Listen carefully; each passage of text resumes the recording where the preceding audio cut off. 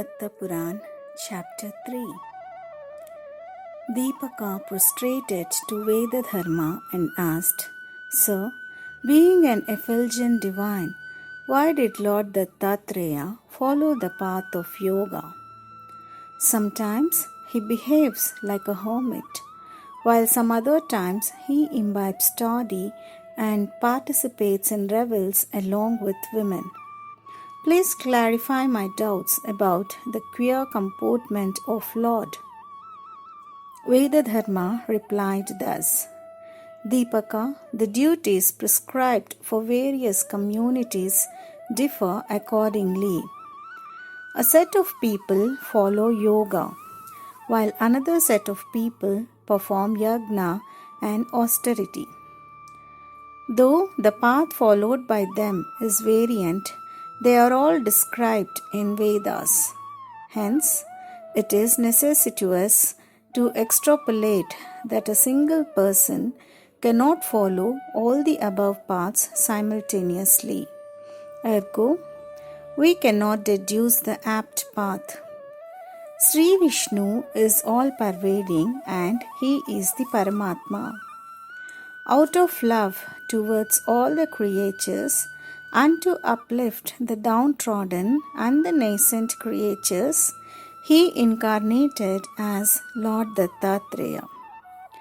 He has no discretion between righteousness and unrighteousness, as he is beyond dualities. As the fire is pristine, though it devours everything that comes in contact with it, similarly Paramatma is pristine. He is not associated with the sins and merits as well. Remember that we have to follow the path prescribed by Lord and should abjure from imitating him. We cannot imbibe venom since Lord Shiva imbibed it. The same is applicable in every situation. Deepaka, henceforth, do not ask for any oblivious questions.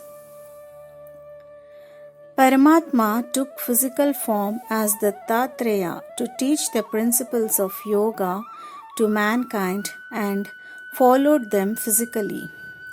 He practiced yoga, fasting, silence, living by alms, munificence, abiding in woods, residing in a house, dwelling under the shade of peepal tree, living in an ashram, roving around the villages and towns, visiting mountains to meditate. Occasionally he is embellished with precious metals, and sometimes he is disrobed. He travels on a chariot. Simultaneously he travels on barefoot. Sporadically he performs puja of Lord Shiva and Lord Ganesha. At times he practices meditation. He edified the various methods of performing puja. Lord Dattatreya situated a Shivalinga in a pilgrimage place called Kashi and meditated by sitting in front of the linga, and hence that place is known as Dattatreya Tirth. Later on, a small shrine was built to sanctify the place. Even today, lakhs of people visit that location to fulfill their wishes. So, friends, Deepaka was dubious about why Dattatreya followed the path.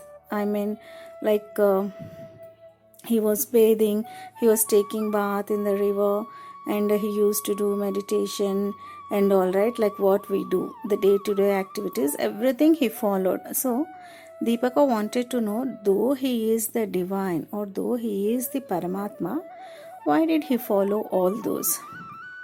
So his guru Vedadharma is saying that in order to teach us like how to follow the rituals, he has followed them. That is what Vedadharma is saying, only to make us educated about those. Deepaka was in a state of tranquility after listening to the traits of Lord Dattatreya. He requested his guru Vedadharma to elucidate more about him the indweller of the whole creation. As a honeybee collects honey from various flowers and stores it in a beehive, similarly, Deepaka was intrigued to know the divine attributes of Lord. Vedadharma was enthralled by the devotion of Deepaka towards Dattatreya and hence continued to protract his oration about his attributes. Once, the emperor of innumerable cosmoses, effulgent divine Dattatreya, was meditating on Sahyadri mountain. Then, the king of Mahishmati, Kartaviryarjuna, who was blessed with 1,000 hands by Lord Dattatreya, wished to pay respects to him. Hence, he visited Sahyadri mountain, which was embellished with fragrant flowers, dazzling creepers, trees, and shrubs. There he could espy Lord meditating under a budding mango tree. Immediately he prostrated to the lotus feet of Lord and massaged them. But Lord Dattatreya was deeply involved in meditation.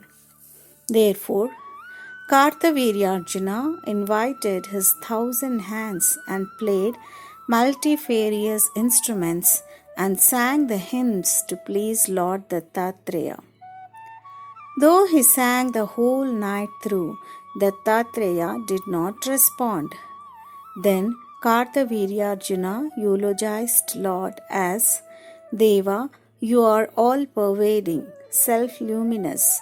The entire creation is like a dream embedded in you, but it is viewed as a separate entity in accordance with Maya. Though a single consciousness exists in this creation, it is aspired as variant due to Maya. You are mere responsible for this creation. You are the Paramatma, and hence you have created the state of vigilance as well as the dream state. The one who is able to apprehend your perception becomes a Gnani by following your teachings. You are indeed the custodian of every being, and whoever seeks refuge in you shall be liberated. You are Achyuta, Govinda, Aja, Paresha. You are pristine, you are beyond intellect and liberation. You are Shiva, you are the Siddha. Since I am the form of physical body and senses, I seek refuge in you. Pray, protect me, Lord. So, Kartaviryarjuna, having blessed with innumerable boons, he again visits Lord Dattatreya at Sahyadri. Sachidananda, Purana Purusha, Jagat Karana, Purushottama. I was cogitating that being in sansar is blissful, but I am proven wrong. I realized that sansar is devoid of happiness. You are the one who create, sustain, and obliterate this universe regularly. Even Lord Brahma is perplexed by your unimaginable deeds. I am entwined in the cycle of births and deaths. Please save me, my Lord. You are the only one solace for me. Vishwarupa, please provide me with the knowledge of Vijnan and Vairagya. Ego and attachment are the stumbling blocks in spiritual journey. Please help me to trounce them. You have incarnated in the form of Dattatreya to preach Yoga Marg. If you are not solicitous, who else would forfeit me? The physical body is the reason for all kinds of tribulations, and to help the jiva, that is the living being, you incarnated in various forms. You created gods, common people, and apparitions with the help of sattva, rajas, and tamogunas. Sometimes you act in accordance with the trigunas, while some other times you are beyond them. Your deeds are unfathomable. I was entailed in luxury and pomp, unknowing that they perish one day. Now that I have realized it, I am no more entrapped by them. Please provide me with a knowledge of your essence. So here Kartavirya Arjuna is saying that initially he was entangled in the pleasures and pomp. So he was enjoying those pleasures. Later on he realized that they are all impermanent and they are going to perish one day. So he has visited Dattatreya to know about the Atma. The Siddhis proclaim that the existence is just Maya, but due to hallucination it is revealed as truth. If everything you created is a mere Maya, how is it portrayed as truth? Please clarify my doubts. Lord Dattatreya, I have certain trepidation towards Sansara. Except Sansara, I am not spooked by foes, apparitions, including death. Hence, I have jettisoned my kingdom and came here to seek refuge in you. Please help me to conquer my trepidation and bestow me with eternal bliss. So, Kartavirya Arjuna is saying that he is fearful of Sansara. Apart from that, he is not fearful of anything. So, he is fearful of Sansara and so he wants to overcome that. I have chosen the unrighteous path to gratify my senses, but now I am baffled by the circumstances. Though I am born in a Kshatriya family and served you for several years, I could not detach from opulence. As a result, I am unable to prevision my death. You are my sole protector. So we have seen that Kartavirya Arjuna had served the Lord Dattatreya for many years. In spite of serving for so many years, he could not get detached from the opulence. Arithara Jagadishwara, please obliterate my ego with your divine teachings. You were born to sage Atri and Mother Anasuya according to their wish in the form of Dattatreya. But, Lord, you are uncompassionate towards me. This way, Kartavirya Arjuna was vigilant the whole night through and rhapsodized about Lord Dattatreya unremittingly till it was dawn. But Lord Dattatreya was still meditating. Karta stood in front of Lord by folding his hands, anticipating his beneficence. The sages and siddhas, hailing from different locations, visited Sahyadri mountain in golden aeroplanes to pay respects to Lord Dattatreya, along with the sages living in the caves of Sahyadri. They prayed Lord and returned to their abodes. As the sun was rising in the east, Lord opened his eyes slowly, walked towards northeast direction where his disciple Shantatava provided water to Lord for brushing his teeth. Another sage called Satyavaku proceeded with Lord to the nearby river where Dattatreya took bath and paid respects to sun god. In the noon, he visited the place called Kolhapur Lakshmi Devi for seeking alms and returned to Sahyadri in a trice. As usual, he sat on the mud throne under the shade of a mango tree.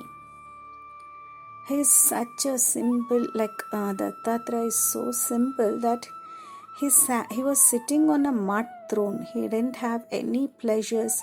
He did not aspire for anything. He just took form in order to help the downtrodden people like us, and his asana is just a mud throne. The sages and yogis of neighboring ashrams were sitting in front of Dattapuran, while Kartha was standing alone at a 2 feet distance from Lord. He was shivering out of consternation. Dattatreya called Kartavirya compassionately and asked, Kartha, what is the reason behind your trepidation? Come and sit beside me. You will be deprived of it. Kartha was immensely euphoric. He endured mother's love when Dattatreya called him.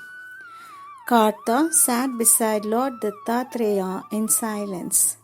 Then Dattatreya ascertained that he would clear all of his doubts and need not be anxious about them. Kartavirya delineated thus, Lord, I have been ambivalent about certain topics. Please explicate the same. You have existed individually as well as multidimensionally. You are prodigious. You have a sturdy body. You are the creation, reason. You possess implicitness as well as explicitness, and you are the all-pervading. Vedas promulgate that the Maya inherent in Parabrahma is viewed as a reflection in mirror, while few set of people proclaim that if the entire creation is Maya, how could it be visible to the physical eye? The ratiocinator enunciate that the prime creator is the reason for the entire creation and humans are impuissant, while the atheists blazon that the universe is an absolute truth. All the above have been explicated with proper reasons. Hence, I am unable to corroborate the right path. Since you are the only one who can demolish those arguments and enlighten us about the meticulous path to be followed to attain liberation, I am seeking refuge in you. So, Kartavirya is actually perplexed with the different paths that are mentioned.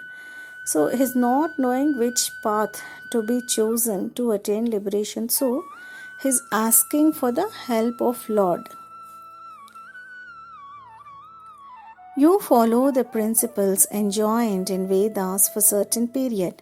Simultaneously, you are deprived of all of the principles. I am uncertain about your nature. The entire beings meditate on you, including the Trimurtis and the 5 elements. On contrary, you are meditating for many days unremittingly. With your blessings, I triumphed over my foes in the battlefield and ruled the entire earth, including the 7 islands. Since I have endured all kinds of worldly pleasures, I am gratified with my materialistic life. Hence, apart from liberation, nothing is imperative to me. Please bless me with the same. So, friends, though Kartavirya was blessed with so many pleasures that he ruled the entire earth for 75,000 years. So, he was immensely gratified with the life that he had enjoyed, and he is feeling dissatisfied with the kind of life that he is leading, and so he wants to have liberation, and hence he visited Dattatreya. Lord Dattatreya acknowledged thus, Kartavirya, I am pleased with your devotion. Though I was in Samadhi state, I envisioned everything that had happened here. I shall expatiate the virtuous path to be followed in order to attain liberation. Abjure from the feeling of melancholy, since you have surrendered yourself to me. There are no bounds to the achievements of my devotees. The hymn sung by you depicts my nature.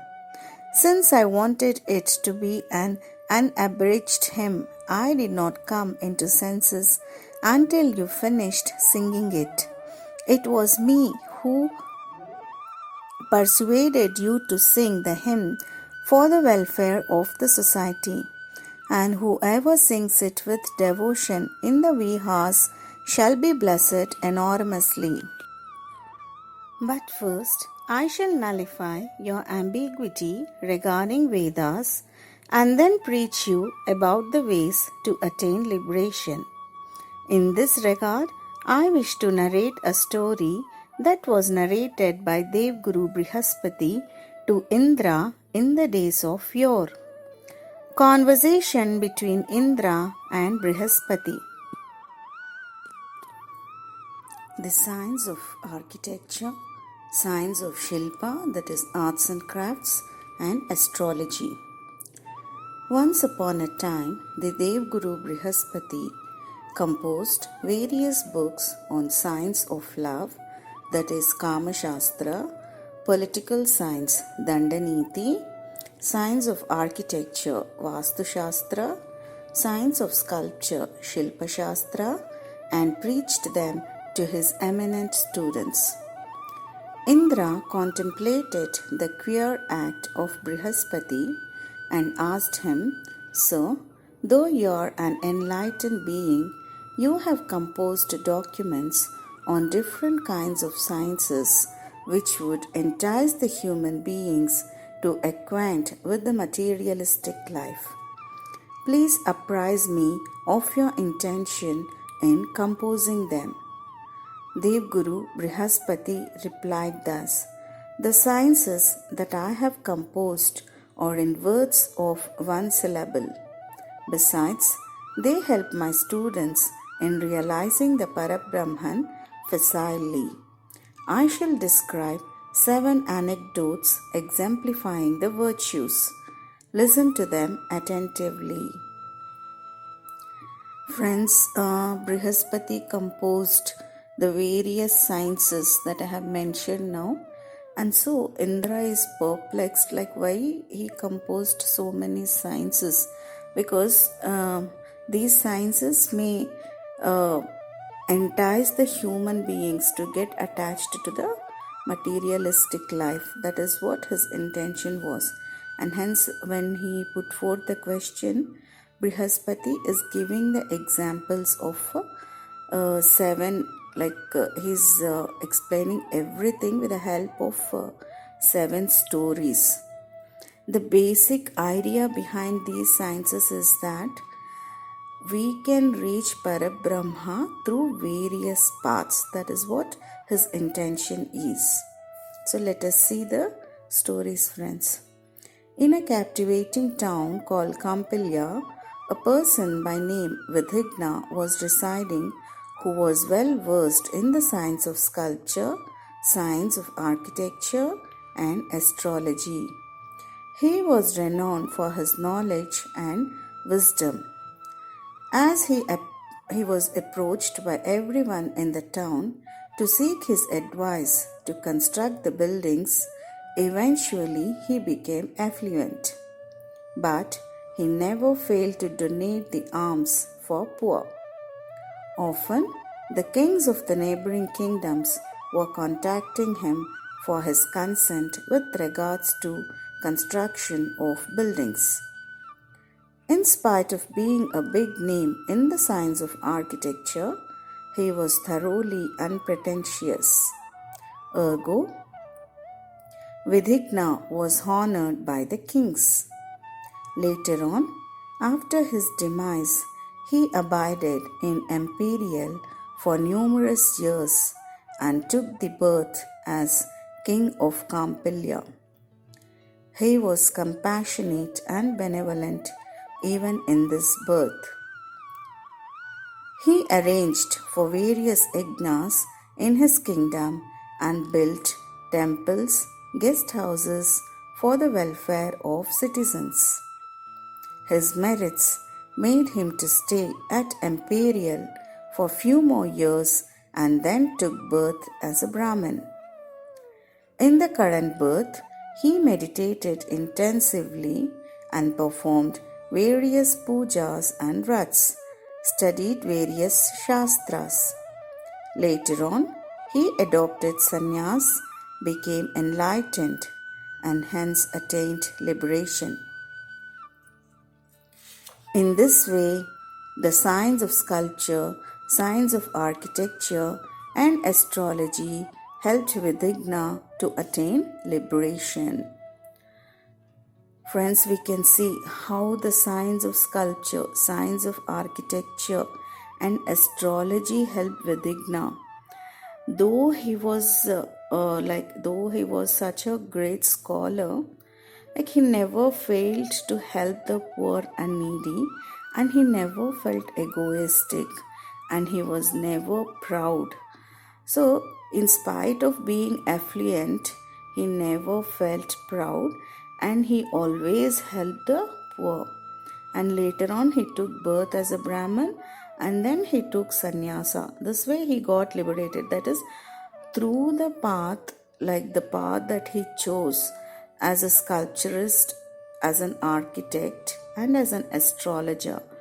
Through these paths, he has attained liberation very easily because he had made use of the path in a right way, in a proper manner.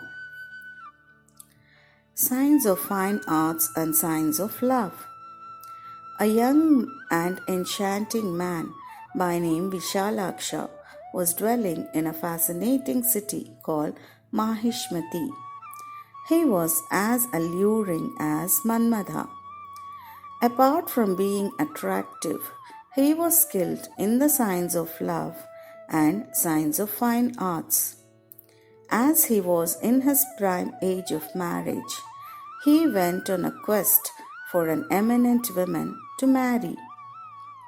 In the process, he visited a kingdom where Visalaksha introduced himself to the king that he could envisage the king's would-be son-in-law by reading the face of princess. So, the king accompanied him to the princess Sushila's castle. The princess fell in love with Visalaksha and averred that she would not marry anybody else other than him. On an auspicious day, the king performed the marriage of Visalaksha and gifted him with a share of his kingdom. The couple was enjoying their married life intensively. There were no bounds to the happiness of Visalaksha as he was well versed in the science of love. Simultaneously, he apportioned his happiness even to Sushila.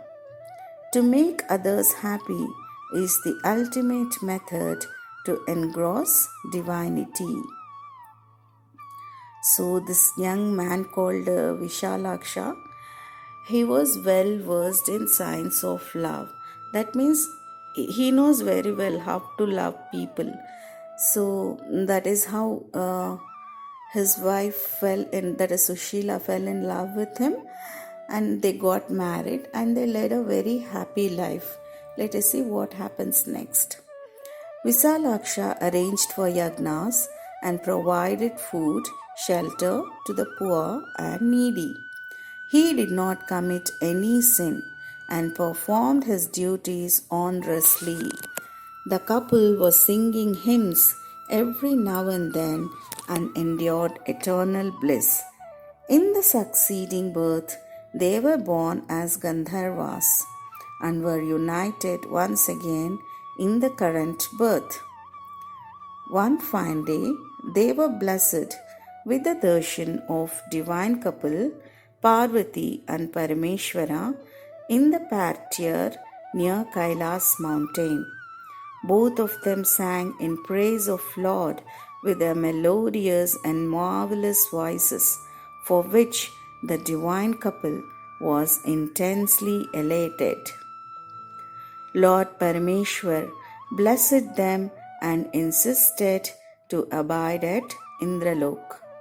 Once there was a jollification at Satyalok, for which Vishalaksha and Sushila participated along with Indra. The Gandharva couple entertained Lord Brahma and his wife Saraswati Devi with their euphonious hymns. Lord Brahma was chuffed by their devotion and blessed them with the abidance at Satyalok and preached them about the nature of Parabrahma that helped Vishalaksha and Sushila to attain liberation. Friends, though Vishalaksha married a princess, here we can observe that even he was not egoistic. He arranged for yagnas and he helped his citizens. He helped the poor as well. And both the couple, Vishalaksha and Sushila, were spending their time by remembering Lord in the form of hymns. They used to sing the hymns very oftenly. So that is how they were born as Gandharvas in their next birth.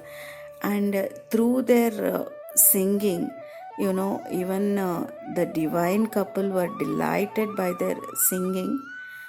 And because of that, Brahma preached them about Brahma Gyan, and hence they got liberated.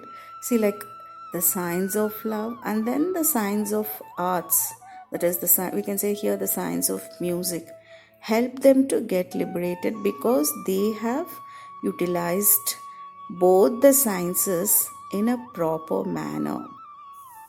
They did not misuse them. Signs of mantra, that is divine phrase, and tantra. A Brahmin Pandit by name Veda Sharma was a resident of place called Vishal Nagar. He was characterized by tranquility, inner peace, and performed all of the rituals as described by Vedas. Veda Sharma was blessed with a son named Sushil. Unfortunately, he was tangled by 7 evil spirits that were tormenting him severely. Unable to withstand the torment, he was weeping inconsolably. Veda Sharma's travail due to his son's pitiable condition was indescribable. He arranged for yagnas, visited the pilgrimage places, but none of them had a salutary effect on Sushil. One fine day, a mendicant visited his house to seek alms. Veda Sharma welcomed him cheerfully, served him with lunch, and fanned him with a cane sheet. He assumed that the mendicant was none other than Lord Dattapuran, and hence he followed the mendicant even after he left his house.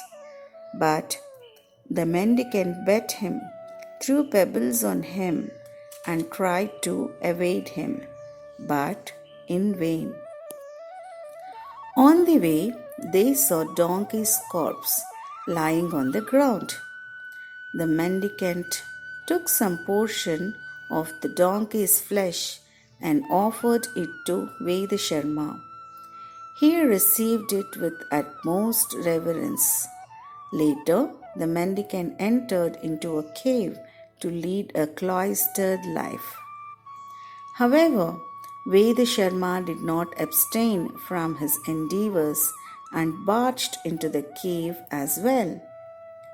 Then the mendicant said, "Who are you, and what do you anticipate from me? Since I am a mendicant and live by seeking alms, I am not enough worthy to help you." Veda Sharma paid obeisance to the mendicant, conveyed about the lamentable condition of his only son, and prayed Lord Dattapuran to fortify Sushil by his blessings. The mendicant replied thus, "Veda Sharma, indeed I am gladdened by your diligence and faithfulness. Hence, I shall educate you about 7 mantras that can efface the evil spirits on a daily basis. Friends, when Veda Sharma, when he followed the mendicant actually threw pebbles, he bet him, these things, he has done all these things. The mendicant is none other than Lord Dattatreya. He is so compassionate, but he has done all these things only to test his devotion. He wants to know whether Veda Sharma is a real devotee or not. That is why he put forth all these tests. But Veda Sharma did not abstain from following him, right? That shows his resilience and that shows his devotion, arduous devotion, we can say, friends. His Dattatreya is so compassionate that he never leaves his devotees.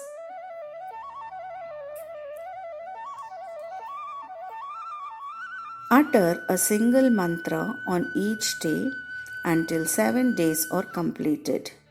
In the process, all of the 7 spirits will be released from your son's body, and he would transform into a renowned Pandit like you. Veda Sharma had no bounds for his gleefulness. He took leave from Dattatreya and was reaching his home hastily.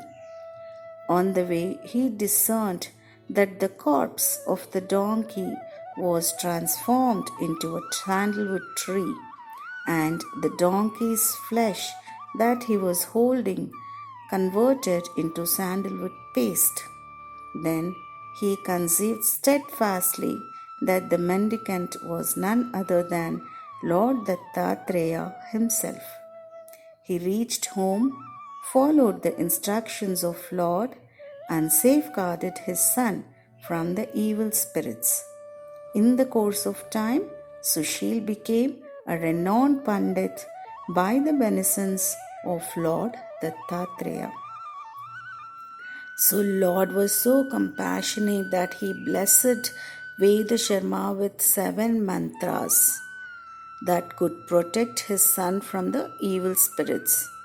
And because of the efficacy of those mantras, Sushil became a renowned Pandit and got liberated. So the signs of mantras helped a person to get liberated.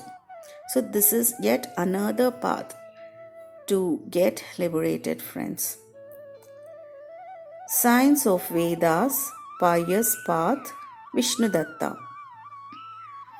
In the neighborhoods of Sahyadri mountain, there was a quaint village called Madhapur, in which a pious Brahmin couple, Vishnudatta and Sushila, were inhabited. Vishnudatta was a big name in reciting Vedas and virtuousness. A peepal tree was grown in the enclosure of the garden on which an apparition was sheltered. Every day in the noon, Vishnudatta placed food at the base of the tree before he consumed it, and the apparition was imbibing the food in the form of a crow. This process continued for several days. Later, one day, the apparition thought, "Since Vishnudatta is offering me food every day without fail, I have to grant him a boon." So, the apparition appeared in the form of a human to Vishnudatta and asked him to avow his wish. Vishnudatta replied, "I am athirst to meet Lord Dattatreya since many days, but in vain. If you could arrange for a meeting with him, I shall be grateful to you forever." The apparition obliged for the proposal and said, Lord Dattatreya perambulates the streets of the quaint village Madhapur in multitudinous forms. So, I shall apprise about his whereabouts to you forthrice. Vishnudatta was contented with the agreement. Once the apparition espied Lord Dattatreya wearing a shabby dress and strolling the streets of butchers. Immediately he notified about Dattatreya's current location to Vishnudatta. But Vishnudatta failed to recognize Lord due to his queer physical appearance. The following day, the apparition approached Vishnudatta and stated that Lord was wandering through the graveyard. Vishnudatta at once reached the graveyard and discerned a stranger embellished with bones. When he touched his feet to pay respects, he beat up Vishnudatta with the bones. In turn, Vishnudatta was petrified and evacuated the place immediately. Vishnudatta failed to identify the Lord for the second time also. Friends, Vishnudatta used to place food at the base of a tree. So every day a ghost used to consume it in the form of a crow. But Vishnudatta was not aware that it was a ghost because it used to consume it in the form of a crow. So look at the gratitude of the ghost, friends. Since Vishnudatta was placing food every day, it has consumed food every day, and it is so grateful to Vishnudatta that it wanted to offer boons to him. So in this way, when the ghost asked Vishnudatta to reveal his boons, to reveal about the boons, he only said that he wanted to have the darshan of Lord. So he didn't have any other wishes. He only wanted to have the darshan of Lord. So in that way, the ghost helped Vishnudatta to have the darshan of Lord. So I feel this is the best practice, friends. Even our ancestors used to place food before they consumed it, right? So I think we have to practice it from now onwards.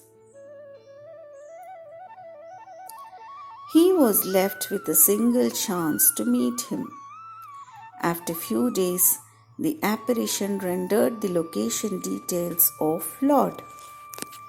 Vishnudatta determined that he would not miss the final opportunity and hence followed the apparition.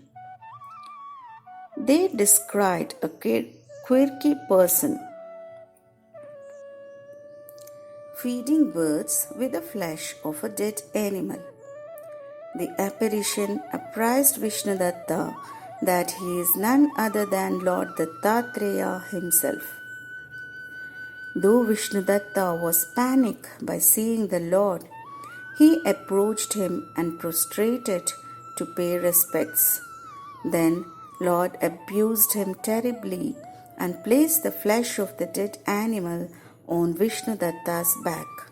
But he did not leave the feet of Dattatreya and held them firmly. Lord Dattatreya screeched, "Who are you? Why are you bothering me? I will slay you." As Vishnudatta did not refrain from holding his feet, Dattatreya was exhilarated and said compassionately, "Vishnudatta, what is your heart's will? Why have you approached me for thrice?" Vishnudatta was immensely delighted by listening to the Lord's pleasing voice and felt relieved. He opened his eyes slowly. Lo, Lord Dattatreya was sitting on the mud throne under the shade of a mango tree emitting the fragrances of various flowers. It was indeed a visual feast for Vishnudatta. He said politely, Lord, me and my parents are blessed enormously by your darshan. Today it happens to be my father's death anniversary. Hence, I have come here to invite you for the event. We wish your solicit presence at our house. Lord Dattatreya asserted that he would visit Vishnudatta's house in the noon. Vishnudatta thanked Lord and reached his house hastily to deliver this message to his wife Sushila.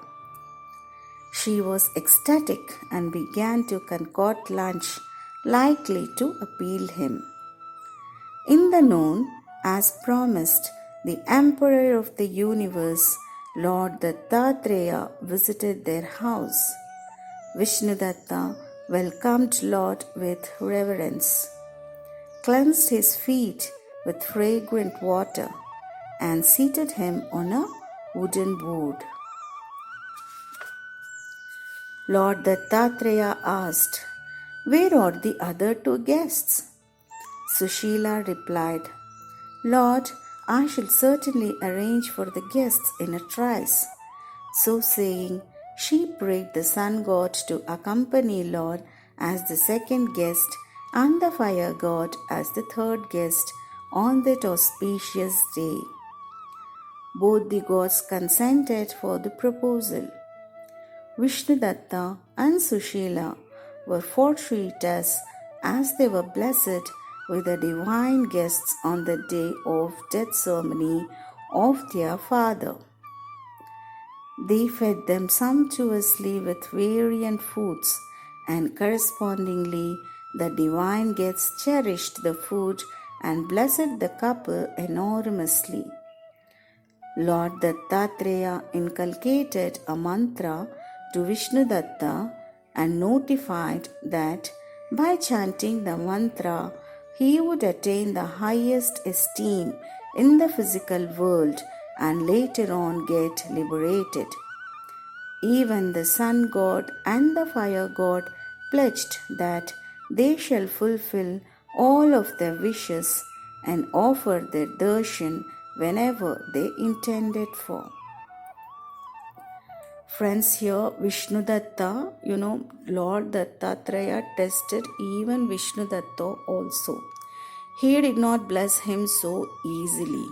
He appeared in various forms for which Vishnudatta was petrified. Since Vishnudatta had a single chance, he did not leave the feet of Dattatreya, and that is how he got blessed.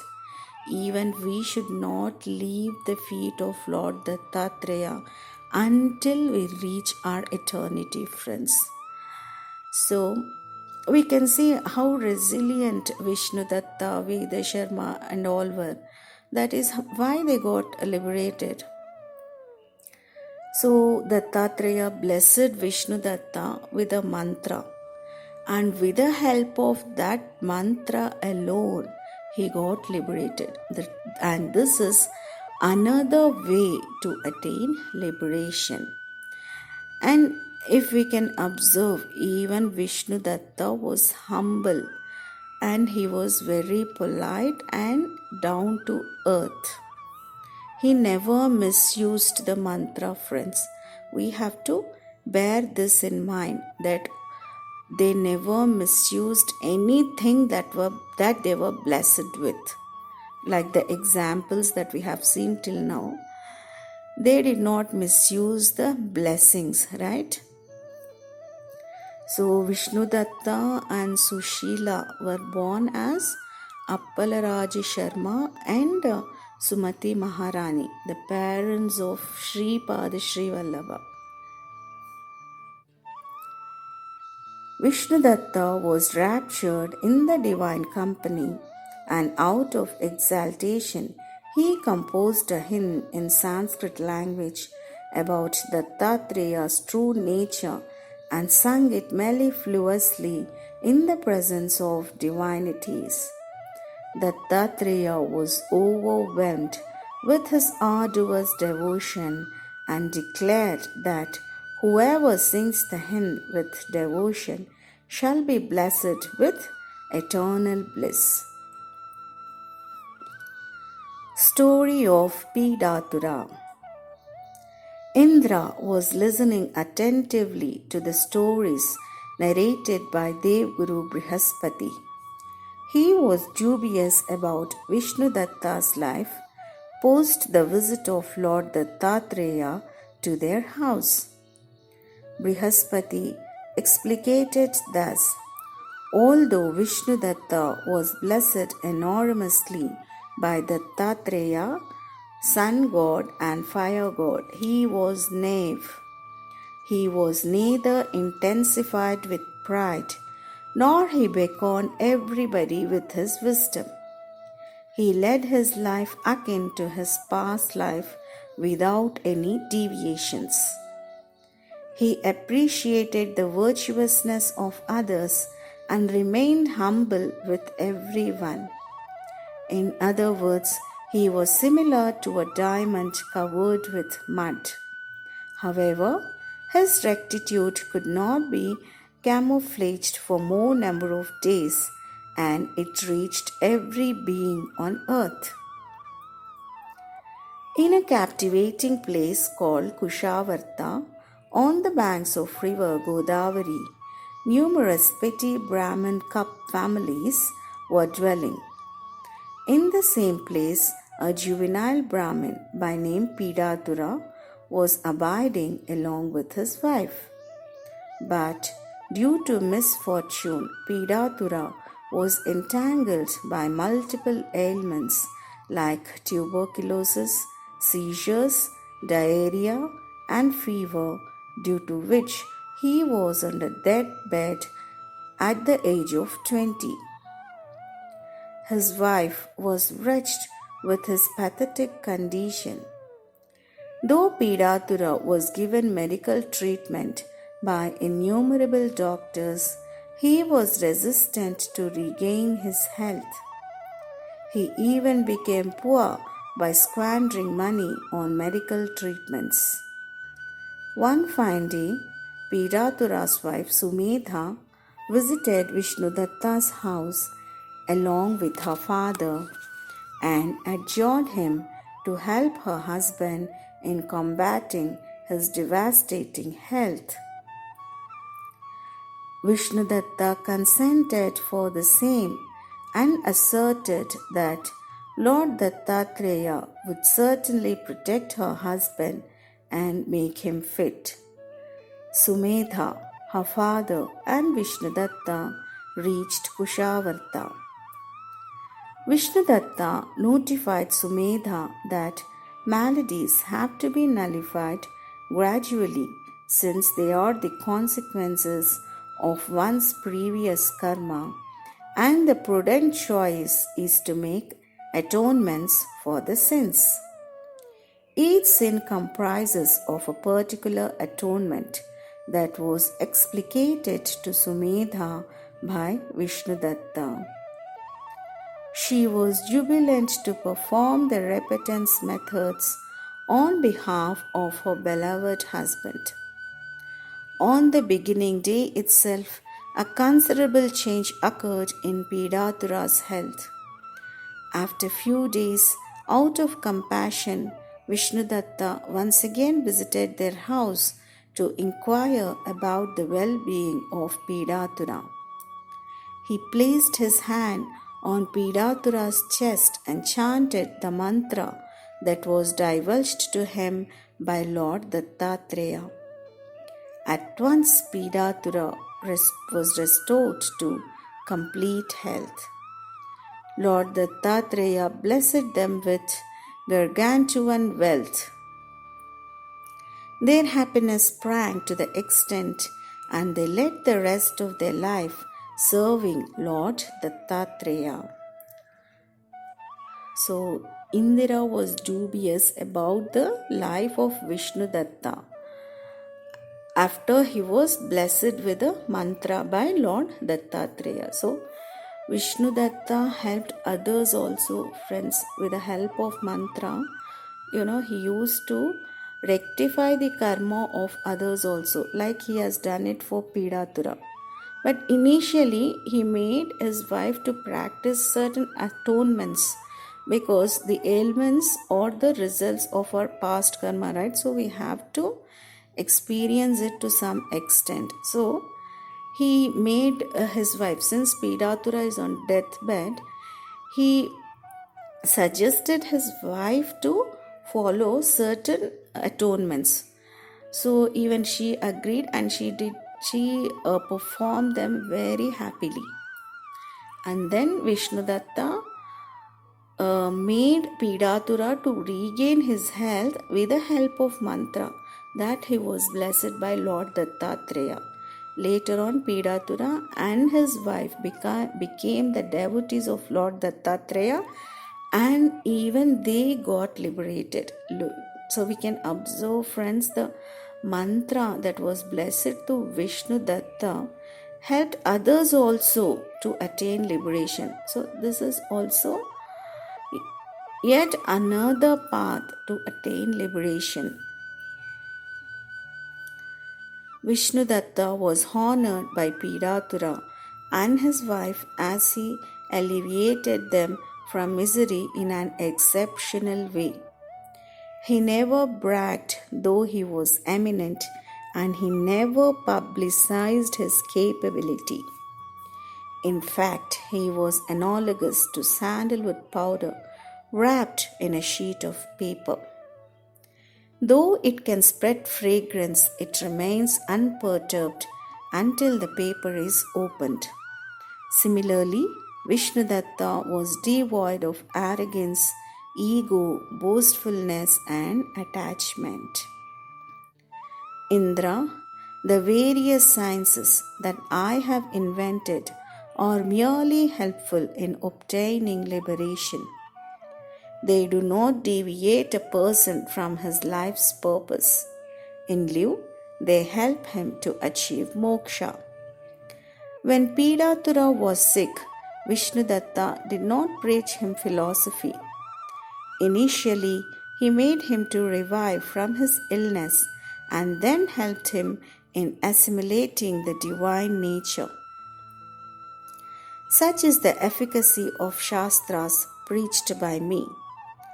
Though liberation is the ultimate goal, these kind of sciences help the one who is abstracted by the materialistic world to attain it quickly. Story of Kundila and Vishalakshi. Indra, I shall delineate the sixth example. Listen to it earnestly. Towards the east of Sahyadri, a juvenile couple was residing in a village. Their names were Kundila and Visalakshi. Visalakshi was a ravishing beauty with pristine heart. Her neighbors were admiring her for her gorgeousness as well as generosity. Both the couple was living happily. Once, Kundila intended to visit a neighboring village on business purpose that would last for 1 month. Since Visalakshi would be undefended and vulnerable in his absence, he requested the neighbors to pay attention for her periodically. The following day, in the Vihas, Kundila left for business trip. In the same village, a spectre by name Ghantiga was rambling. In his previous birth, he was reckless and fastidious and impious and died accidentally. Ergo, he was transmuted into a spectre. He would appear in any of his desired forms to molest the pretty women. Ghantiga was indeed anticipating an opportunity to ravish Vishalakshi. Since he was appearing in different forms, though poor ladies failed to identify him. As a result, they were assaulted by him. As Kundila was out of station, Ghantiga took the form of Kundila and knocked the door of their house. Visalakshi was dumbfounded seeing her husband, who returned within a day. When she inquired about the same, Ghantiga answered that he met the person on the midway whom he was planning to meet, and hence he returned in advance. Vishalakshi was ebullient with her husband's arrival. She fed him with luscious fruits and sweets, and in the night the spectre copulated with Visalakshi. Though she conjectured that he was not her husband, she was unable to corroborate because his physique was analogous to her husband's physique. Ghantiga sojourned for a month at their home and copulated with Visalakshi every day. In turn, she became frail. When Kundila returned from his trip, he was awestruck by descrying his wife's lugubriousness. At the same time, he was dumbstruck to see Ghantiga, who was akin to his appearance, and both of them slandered each other. Even Visalakshi could not discriminate between the actual and the counterfeit Kundila. In order to disentangle their confounded situation, they approached Vishnudatta. Though Vishnudatta could distinguish the actual Kundila, he desisted from revealing it, since it was essential to prove it with proper corroboration. Ergo, he addressed the crowd thus: "Dear friends, right now, we are in a horrendous situation because it is hellacious to discriminate between the real and counterfeit Kundila, since both are alike in their physical appearance, age, color, name, including their habits. If every one of you permit me, I shall put forth certain crucibles through which we can distinguish between the real and counterfeit Kundila." Everybody in the crowd asserted for the crucibles. They named the first person as A and second person as B. Everybody in the crowd asserted for the crucibles. They named the first person as A and second person as B. The first crucible was to prepare a list of their household items, habits of Visalakshi, and the number of moles on her body. Even Visalakshi was instructed to write the list. They collected all the three lists and came to a conclusion, but refrained from revealing it. Here we can see, friends, how Vishnudatta is helping Visalakshi and Kundila, how he is protecting them from the ghost. The details of the next crucible were given by Vishnudatta as: "Both of you circumambulate the Sahyadri and collect the list of shrines, idols, and their characteristics. Whoever finishes the test quickly shall be declared as the winner." Though person A and person B began to circumambulate at the same time, person A returned in a trice and apprised the details, while person B could not return in the given time. Rather, he was exhausted by the time he reached the crowd, along with the details. The third crucible was to collect the traits of Siddha Yogis prevailing at Sahyadri. As usual, Person A was the first to return and provide the required information. On contrary, Person B arrived in the evening and stated that he was unable to collect the traits of Siddha Yogis as they were not visible to him. Now it was time for the last crucible. Vishnudatta opened the cork of a bottle and said, "The one who can barge through this bottle will be declared as the champion." Person A barged instantly through the bottle with his subtle form. Vishnudatta closed the cap tightly without any ado. Both Kundila and Visalakshi were blithered.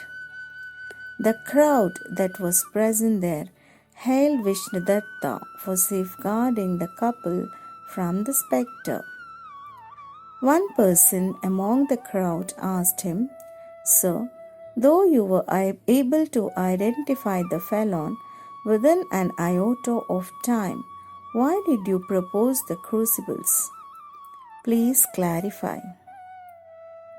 Vishnudatta acknowledged that Visalakshi is an innocent lady and she may be dubious about her husband if we do not prove it without proper evidence. Hence, I have put forth the challenges. In the first test, it is quite difficult for a person to remember the household items, but Ghantiga listed all of the items without missing a single one. During the second one, Person A returned quickly, which is not possible for a human being because circumambulating Sahyadri is a grueling task. While in the third test, Ghantiga listed the attributes of the Siddha Yogis incessantly. In fact, Siddha Yogis are accessible if they are willing to, else it is impossible to meet them. Therefore, Kundila could not espy any of them.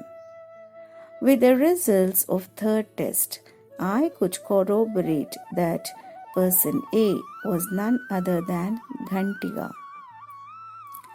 Every person who witnessed the queer situation was invigorated. They extolled Vishnudatta, expressed their gratitude, and returned to their houses. Indra, I shall explicate yet another decision taken by Vishnudatta. This would be the seventh example that answers all of your queries, and hence they shall be unleashed. So this is how Vishnudatta protected the couple, that is Kundila and Visalakshi, from the ghost friends. So we can see how Vishnudatta was helping others also with the help of his wisdom and with the help of the mantra that was blessed by Lord Dattatreya. Atma Gyan. In the quaint place called Pratisthanapuram, a reverend Brahmin couple was dwelling along with his only son. Unfortunately, their son was an ignoramus. Although his body was robust, he was immobile and eschewed socializing with other children. His parents were fretful at his miserable condition. They visited pilgrimage places and performed yagnas for the welfare of their son, but in vain. As a last attempt, they visited Vishnudatta's house along with their son, prostrated to Vishnudatta and prayed him to amend his son's pitiable condition. Vishnudatta consoled them and said, "Please have your lunch. Meanwhile, I shall delve into the past life of your son."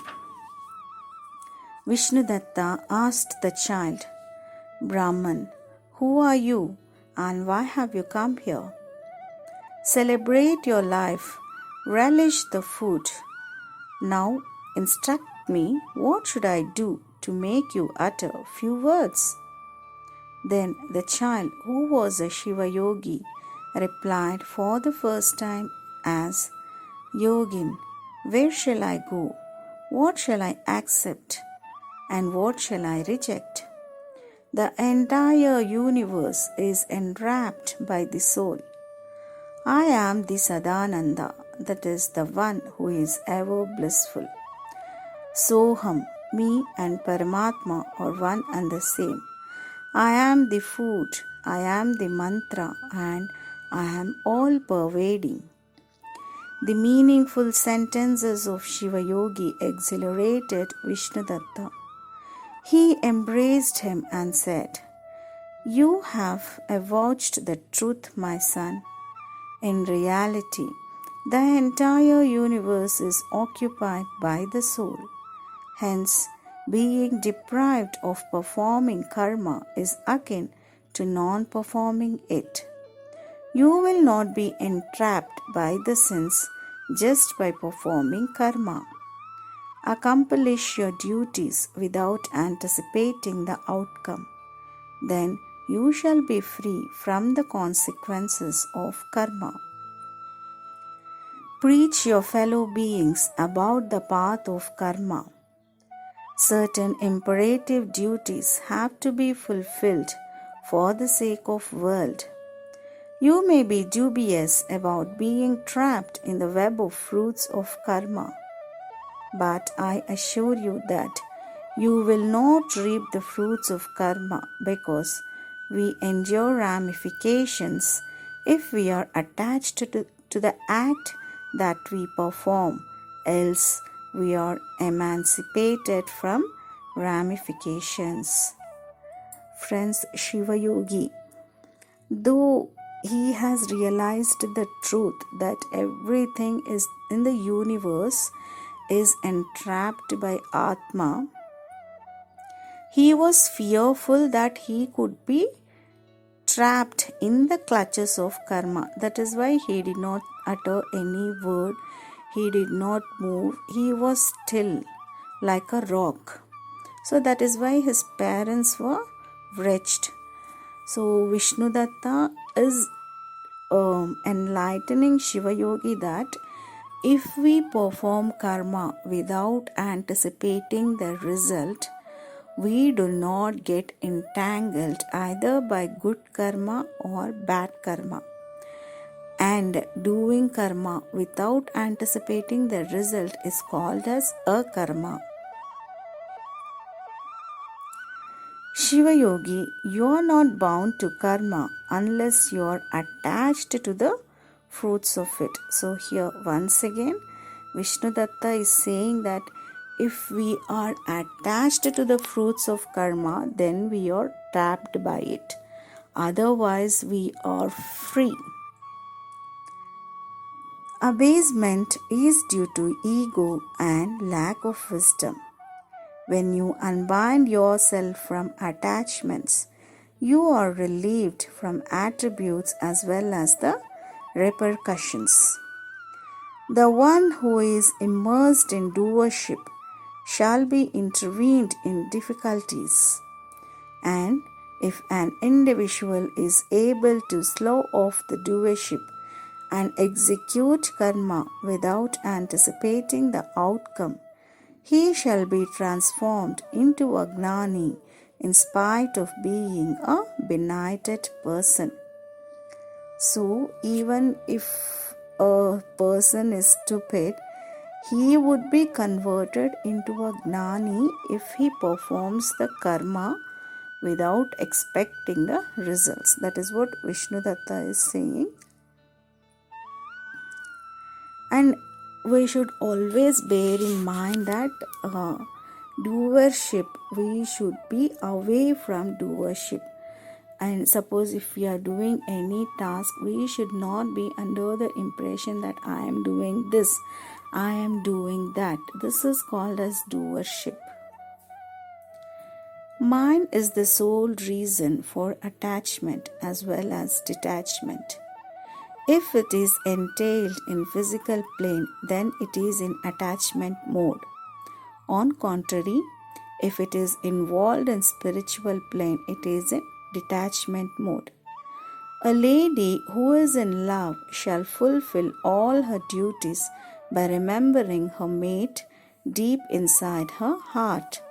Similarly, a gnani connects to his inner being, though he is associated with the imperative duties of external world. Friends, here Vishnudatta is saying that everything depends upon the condition of our mind. If we make our mind to involve in the physical world, then it will get attached to the physical world. And if we make our mind to get involved in the spiritual world, then it will be away from the attachments. And being away from attachments is very much essential, friends, to get liberated. That is the first step actually. Being away from attachments and then being away from doership. These two are very important. So he is comparing a lady here. Like if a lady, if she is in love with someone, she would do all the duties or she would perform all the tasks by remembering her mate continuously. So the same way, we have to perform all our duties by remembering the Lord.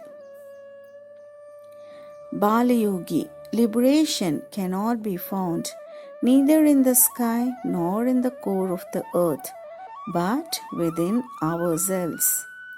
The dissolution of vehemence, which is the form of ego, is called as liberation.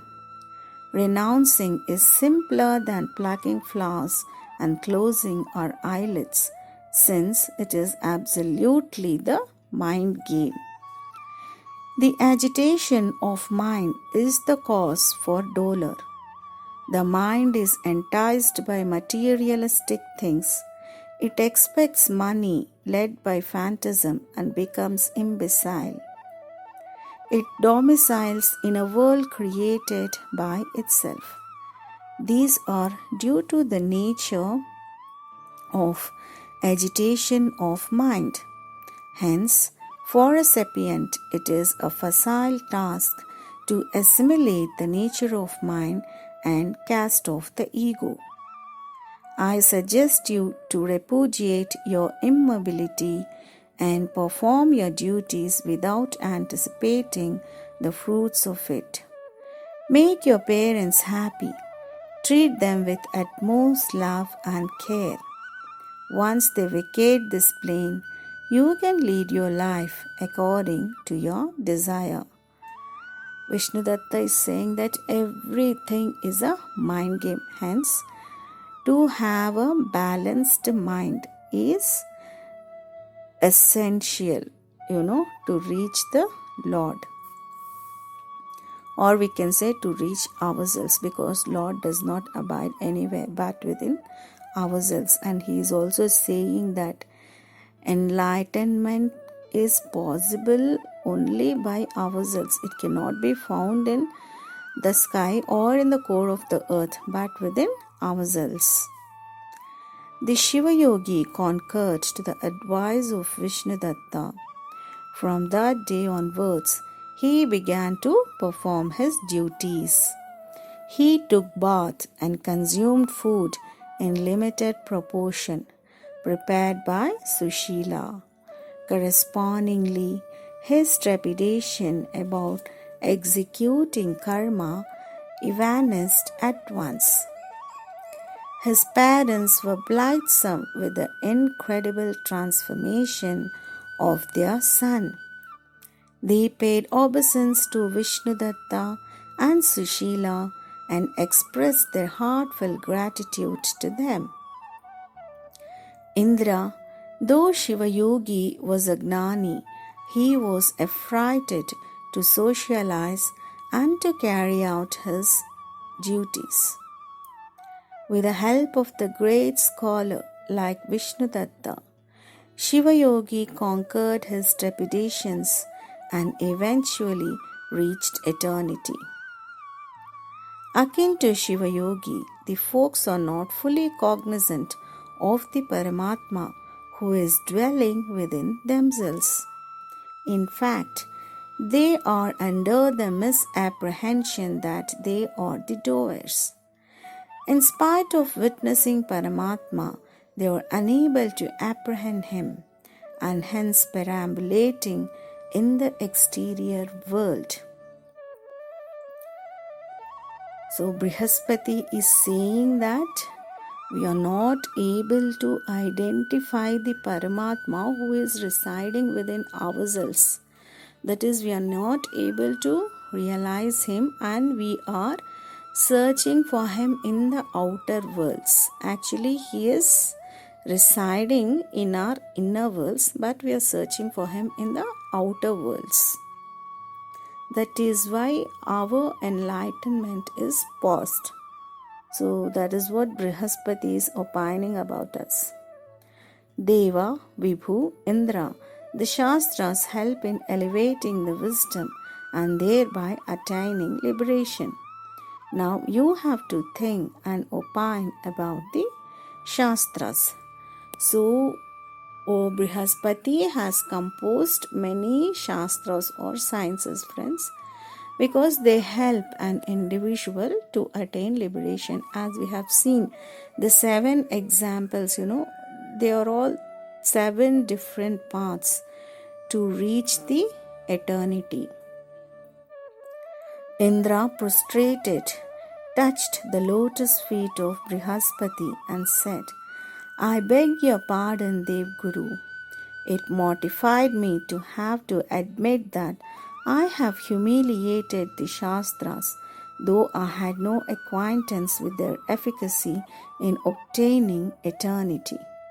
Music, dance, offering free medical treatment, tantra, mantra, etc. eventually lead to immortality.